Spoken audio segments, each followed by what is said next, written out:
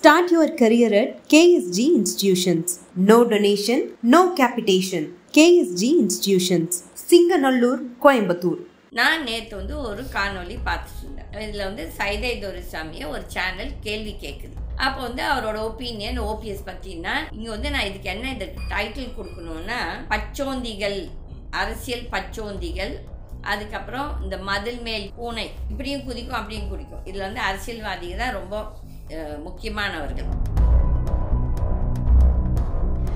ராமதாஸ் எம்ஜிஆர் ஆட்சியில் எம்ஜிஆருக்கு அவ்வளோ பிரச்சனை பண்ணார். ஒரு பக்கம் இந்த சைதை துரைசாமி சொல்லுது, எனக்கு எம்ஜிஆர் தான் என் தலைவன், அவர் ஒருத்தர் தான் நான் தலைவனா ஏற்றுக்கிறேன்னா. அப்போ ஜெயலலிதா அவங்க தலைவி இல்லையான்னு கேட்குறாங்க. கொஞ்ச நேரத்துக்கு அப்போ தான் அந்த ஊடகத்துக்காரர். அப்போ அவர் சொல்கிறார், இல்லை அவங்க கட்சியோட காவல் தெய்வம்.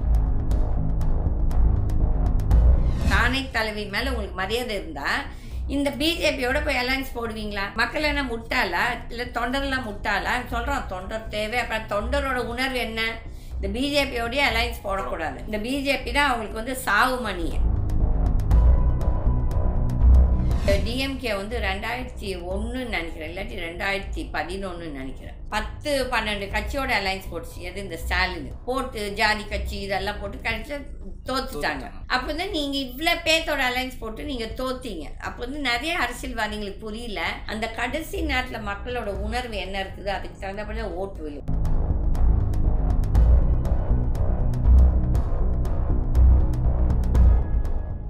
Start your career at KSG Institutions. Well infrastructure, 15 UG programs, 6 PG programs, 7 research programs, industry-based courses, nursing, catering, well-equipped laboratory, sports, yoga, NCC, NSS, many extracurricular activities.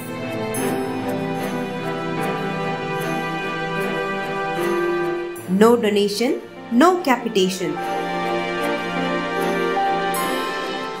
JK College of Nursing and Paramedical.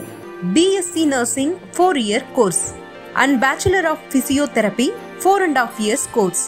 Join KSG Institutions, Singanallur, Coimbatore. www.ksgcollege.com.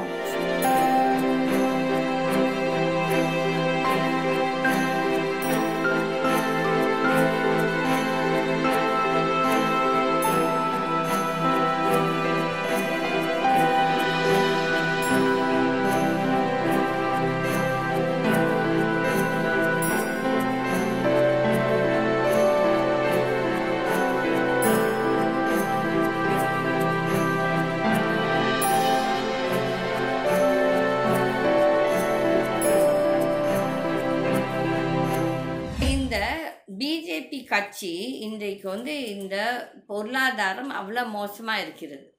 ஆனால் அதை பற்றி எவனும் கவலைப்படல. Plus அங்கே இந்த பெஹல்காமில் இந்த தீவிரவாதிகள் நம்ம நாட்டு மக்கள் 26-27 பேர் ப்ளஸ் வெளிநாட்டுக்காரர் 2 பேர்த்தையும் கொண்டு போட்டாங்க. அதை பற்றி ஒருத்தரும் பேசுறதில்ல. உடனே சிந்தூர் ஆப்ரேஷன் சிந்தூருக்கு பெருமை பீட்டிட்டாங்க, என்னமோ அவங்க தான் எல்லாம் செஞ்ச மாதிரி. ஆனால் இன்னைக்கு மட்டும் எதுவுமே அதை பற்றி பேச்சு இல்லை. ஆனால் இப்போ இவங்களுக்கெல்லாம் இந்த தமிழ்நாட்டில் ஆட்சியை பிடிக்கிறதுக்கு வெஸ்ட் பெங்கால் எப்படி ஆட்சியை பிடிக்கணும், கேரளாவில் எப்படி ஆட்சி பிடிக்கணும், இதுதான் அவங்களுக்கு முக்கியத்துவம். என்னென்னா மக்கள் வாழ்ந்தாங்களா செத்தாங்களா அதை பற்றி எவனுக்குமே இந்த அரசியல் நீங்களே மக்களே பார்க்குறீங்க. இது நம்ம ஒன்றும் புதுசாக பேச வேணாம். மக்கள் தான் இன்னும் யோசிக்கணும், இந்த கூட்டங்களுக்கெல்லாம் நம்ம ஓட்டு போடணுமா ஓட்டு போடக்கூடாதுன்னு. அப்போ இந்த ராமதாஸ் அவர்களும் இப்போ ரொம்ப அசிங்கமாக இருக்குது. அவங்க வயசுக்கெல்லாம் அவங்க இந்த பணத்துக்காக பேரம் பண்ணிட்டு பதவிக்காக பேரம் பேசிகிட்டு இருக்காங்க பாருங்கள். அப்போ இவங்களுக்கெல்லாம் அந்த வன்னியர் சமுதாயத்து மேலே எவ்வளோ பற்று இருக்கிறது, அந்த சமுதாயத்தை வச்சு அவங்களாம் முன்னுக்கு வந்துட்டு அந்த சமுதாய மக்களுக்கு எதனா நல்லது செஞ்சுருக்காங்கன்னா கிடையாது. இந்த எல்லா அரசியல் கட்சியிலும் எல்லா அரசியல் தலைவர்களும் அந்த வருதுக்கு முன்னால் 1000 பேசுவாங்க, அதுக்கப்புறம் பதவிக்கு வந்தப்புறம் திரும்பிக்கடா யாரையும் பார்க்க மாட்டேன். இதுதான் இன்றைக்கு உண்மையான நிலைமை. ஆனால் இது நல்லது, மக்களும் பார்க்கட்டும். என்னென்னா இந்த அசிங்கமெல்லாம் இட்ஸ் லைக் இங்கிலீஷில் சொல்லுவோம் வாஷிங் டர்ட்டி லினன். இந்த நம்ம அழுக்கு துணியெல்லாம் பப்ளிக்கில் மக்கள் மத்தியில் அடிச்சுக்கிறோம் நம்ம அப்போ மக்கள் தெரிஞ்சுக்கணும், இவங்களாம் தலைவராக இருக்கிறதுக்கு தகுதி இருக்குதா, இந்த மாதிரி ஆட்களுக்கு நம்ம ஓட்டு போடணுமா, போட்டோமோ, எதுக்கு இவங்களுக்கு போட்டோம் அந்த ஒரு சிந்தனை வரணும். அப்போ இந்த இதில் நான் நேற்று ஒரு காணொளி பார்த்துட்டு இருந்தேன். இதில் சைதை துரைசாமியை ஒரு சேனல் கேள்வி கேட்குது. அப்போ அவரோட ஒப்பீனியன் ஓபிஎஸ் பற்றினா இங்கே நான் இதுக்கு என்ன இதுக்கு டைட்டில் கொடுக்கணும்னா, பச்சோந்திகள், அரசியல் பச்சோந்திகள், அதுக்கப்புறம் இந்த மதில் மேல் பூனை இப்படியும் குதிக்கும் அப்படியும் குதிக்கும். இதில் அரசியல்வாதிகள் தான் ரொம்ப முக்கியமானவர்கள். அந்த பையன் கேட்குறான், அவரை பற்றி கேட்காதீங்க, அவர் என் ஃப்ரெண்டு. இபிஎஸ் அவரோட ஆளுமை இல்லைங்க, அவரை பற்றி கேட்காதீங்க, அவர் என் ஃப்ரெண்டு. அதுக்கப்புறம் அவர் கேட்குறாரு, நீங்கள் என்ன இதுவாக போனீங்க? இல்லை, எனக்கு ராம்தாஸ் ஃப்ரெண்டு. எப்படி ராம்தாஸ் ஃப்ரெண்ட் ஆவார்னு எனக்கு ஒன்றும் புரியலன்னா, இதே ராம்தாஸ் எம்ஜிஆர் ஆட்சியில் எம்ஜிஆருக்கு அவ்வளோ பிரச்சனை பண்ணார். ஒரு பக்கம் இந்த சைதை துரைசாமி சொல்லுது, எனக்கு எம்ஜிஆர் தான் என் தலைவன், அவர் ஒருத்தர் தான் நான் தலைவனாக ஏற்றுக்கிறேன்னா. அப்போ ஜெயலலிதா அவங்க தலைவி இல்லையான்னு கேட்குறாங்க. கொஞ்ச நேரத்துக்கு அப்போ தான் அந்த ஊடகத்துக்காரன். அப்போ அவர் சொல்கிறார், இல்லை, அவங்க கட்சியோட காவல் தெய்வம், நீ எம்ஜிஆரை தான் தலைவனாக ஏற்றுக்கிறேன்னு சொல்லும் போது நீ அப்படியும் பேசக்கூடாது. இல்லை, இப்படி பேச அது சண்டை அப்படி குதிக்கிறாருன்னா, இந்த ஆள் மேயர் பதவி கொடுத்ததே ஜெயலலிதா தான். ஓகே, அப்போ இவர் என்னமோ பேசுகிறார், நான் நேர்மையின் சிகரம், இப்படி அப்படி, நான் ஐஏஎஸ் இவங்களெல்லாம் படிக்க வைக்கிறேன், இது செய்யலாம். இதெல்லாம் நீ ஒரு பொலிட்டிக்கல் மூவ். நீ நிஜமாவே மனசார செய்கிறேன்னா கிடையாது. நீ கொள்ளடிச்ச காசு நாளைக்கு இந்த பசங்க நீங்கள் யார் படிக்க வச்சு அவங்க ஐஏஎஸோ ஐபிஎஸோ இல்லாட்டி இன்கம் டேக்ஸோ எங்கன்னா இருந்தாங்கன்னா உன்னை பாதுகாக்கிறதுக்காக இதெல்லாம் ஒரு நல்ல மூவ். இப்போது இந்த கோயம்புத்தூரில் இந்த செந்தில் மணல் குவாரி இந்த ஆள் ஒருத்தர் இருந்தார், ஆறுமுக சுவாமின்னு. ஒரு 4-5 வருஷம் மட்டும் பெருசாக பண்ணார். நான் மக்களை படிக்க வைக்கிறேன்னு சொல்லிட்டு டொனேஷன் இதெல்லாம் இந்த குவாரியில் கொள்ளடிச்ச மக்களோட பணத்தை கொள்ளடிச்சது சும்மா ட்ராமா. மனசார கொடுக்கலாம், மனசார கொடுத்தா கண்டினியூஸாக பண்ணணும். இப்போது நம்ம நம்ம காலேஜில் 32 வருஷமாக நம்ம நடத்திட்டு இருக்கோம். 32 வருஷமாகவும் முதல் வருஷத்துலேருந்து நம்ம அட்லீஸ்ட் ஒரு 2 பிள்ளைங்களுக்கு மினிமம் 2-3 டிபெண்டிங் ஒவ்வொருத்தர் நர்சிங்லேயும் ஃப்ரீயாக கொடுத்துருக்கோம். ஆர்ட்ஸ் காலேஜில் நிறைய சீட்ஸ் ஃப்ரீயாக கொடுக்குறோம். அது ஏழைங்க படிக்க முடியல, அப்பா அம்மா இல்லைன்னு சொல்லிட்டு. அப்போ இந்த ஆள் இந்த ஐஏஎஸ் அகாடமி நடத்துறதே இந்த தன்னோட ஃப்யூச்சர் பாதுகாப்புக்கு தான் இதை நடத்திருக்கான். இந்த ஆள் ஒரு ஆர்டினரி கூலியாக இருந்தாலும் இன்றைக்கு இந்த ஆளுக்கு ஆல்மோஸ்ட் 10,000 கோடிக்கு சொத்து இருக்குது. அப்போ எங்கேருந்து இதெல்லாம் வந்துச்சு? என்னமோ பெரிய நேர்மையின் சிகாமணி மாதிரி பேசுகிறாரு. என்னென்னா, எங்கள் தலைவர் மக்களுக்கு சேவை பண்ண சொன்னார், இப்படி செய்ய சொன்னார். எனக்கு அவர் நிஜமாகவே பர்சனலாக தெரியும். 90-91 இந்த திமுகவோட பிரச்சனை இருக்கும்போது டிஎம்கே ஆட்சியில் இதே சைதை துரைசாமியும் இதே இந்த இவன் பேர் இந்த செங்கோட்டையும் எங்கள் வீட்டுக்கு வந்தாங்க. அதுக்கப்புறம் அதை மறந்துட்டார். அவர் மேயராக இருக்கும்போது நம்ம ஒன்றும் அவுட் ஆஃப் த வே ஃபேவருக்கு போகல. நம்ம இங்கே பணம் கட்டுறோம் இந்த மெட்ரோ இதுக்கு. அவன் தண்ணி கனெக்ஷன் எனக்கு கொடுக்கல. அதுக்கு தான் நான் சொன்னேன், சார் நீங்கள் ஏன் பணம் வாங்குறீங்க, அப்புறமேல் காணுது அது என்ன பாருங்கன்னா, அந்த ஆள் செய்கிறேன் வைக்கிறேன்னு சொல்லிட்டு ஆள் அதுக்கப்புறம் ஃபோனே எடுக்கலை. இவங்கெல்லாம் எப்பேற்பட்ட பச்சோந்திங்கன்னு சொல்கிறார். அதுக்கப்புறம் சொல்கிறாரு, எனக்கு எம்ஜிஆர் தான் எனக்கு தலைவர்னு சொன்னால், நான் 2016 ஜெயலலிதா அவங்க செத்தப்புறம் December 9th நினைக்கிறோம், இட் வாஸ் அ ஃப்ரைடே, இந்த தீபாவளியில் தான் போய் சைதை துரைசாமி பார்க்க போயிருந்தேன். அப்போ அவர் என்கிட்ட சொல்கிறாரு, நட்ராஜன் சார். அப்போ நான் சார், எங்கே சார் உங்களுக்கு நட்ராஜன் சார் ஆனார்? நேற்று மட்டும் ஜெயலலிதா அம்மா இருக்கும்போது யாரையுமே அந்த ஆளோட பேசக்கூடாதுன்னு சொன்னது. இன்றைக்கி என்னமோ நீங்கள் சசிகலாவை அம்மையார்னு சொல்கிறீங்க, சின்னம்மான்னு சொல்கிறீங்க, நட்ராஜனை சாருன்னு சொல்கிறீங்க.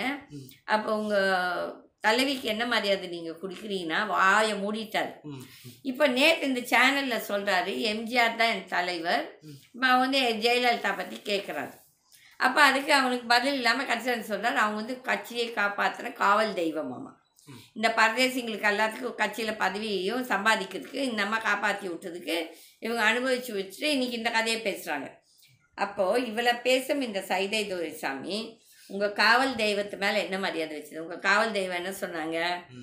மோடியா லேடியான்னு சவால் விட்டாங்க 2016.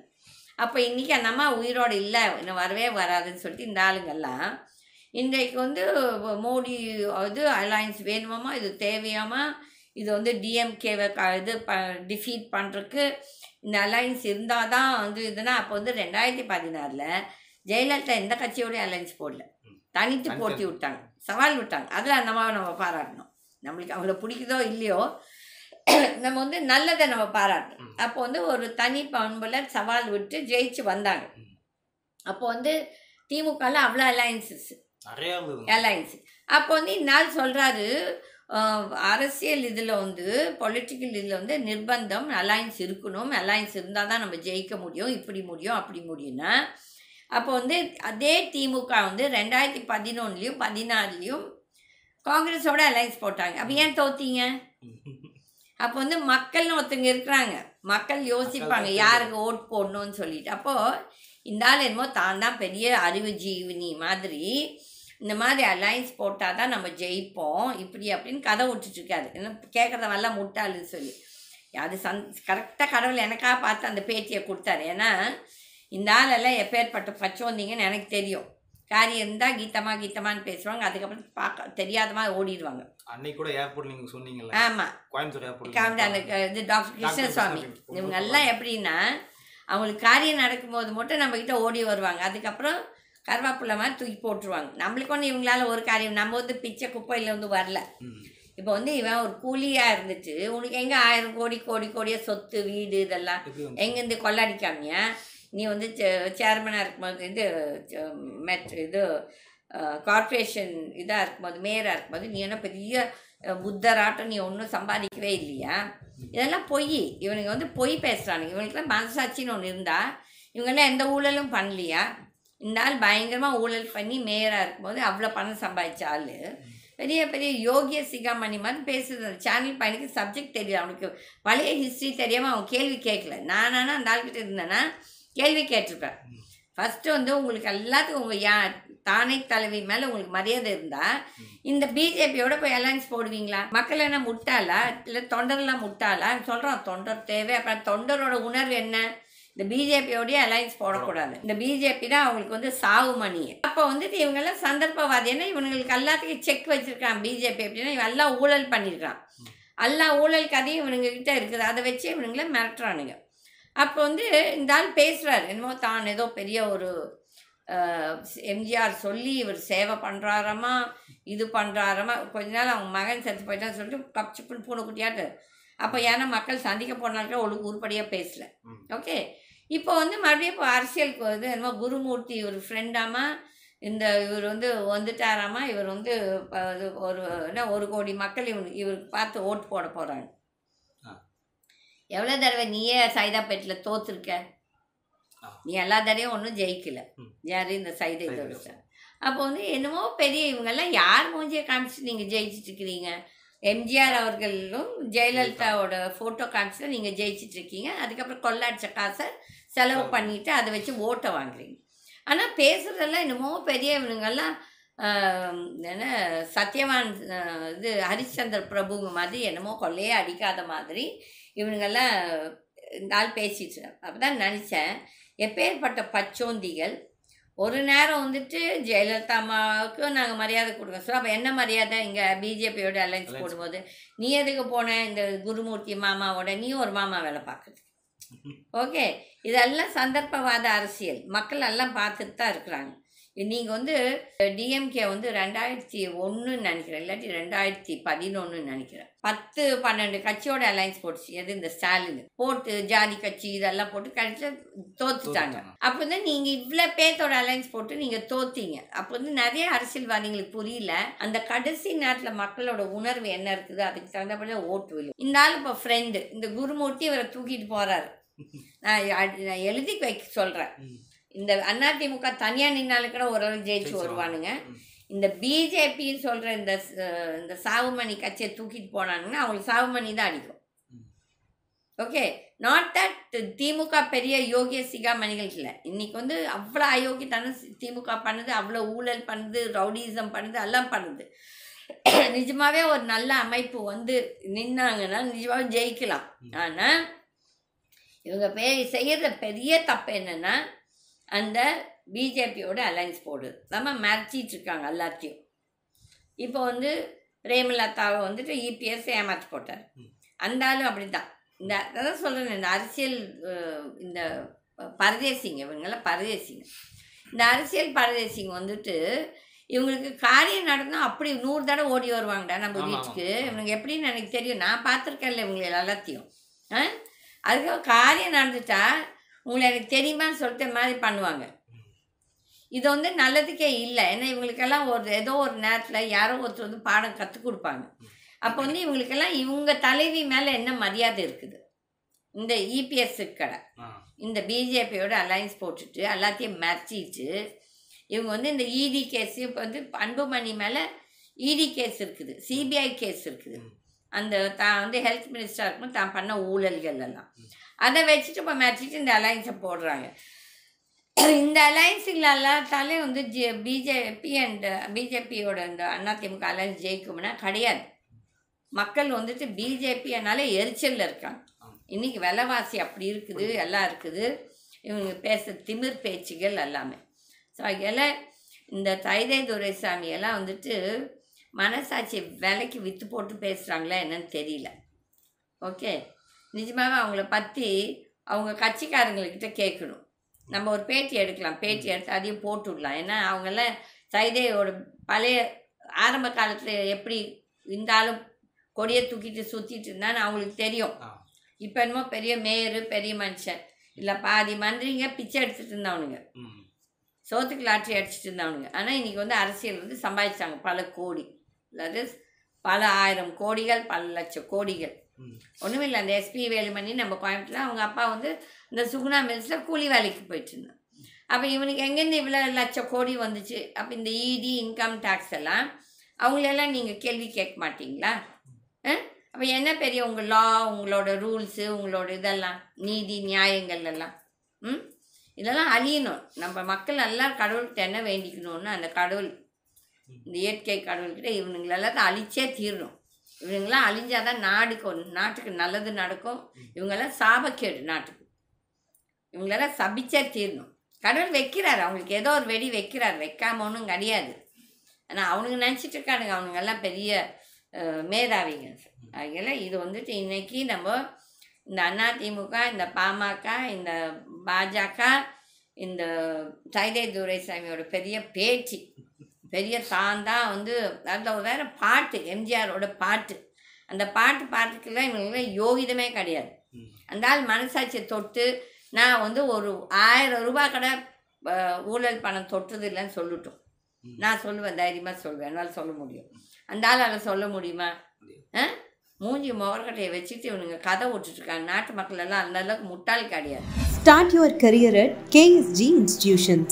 Well infrastructure, 15 UG programs, 6 PG programs, 7 research programs, industry-based courses, nursing, catering, well-equipped laboratory, sports, yoga, NCC, NSS, many extracurricular activities.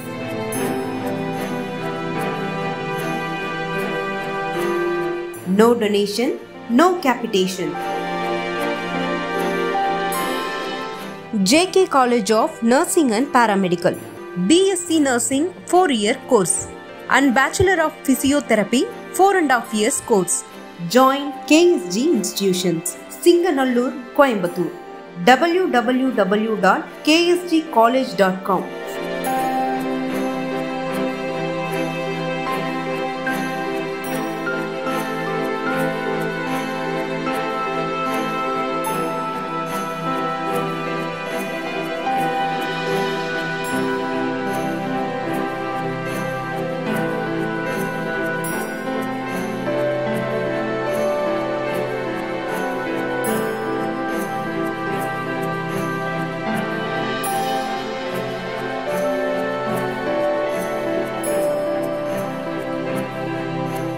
Start your career at KSG Institutions.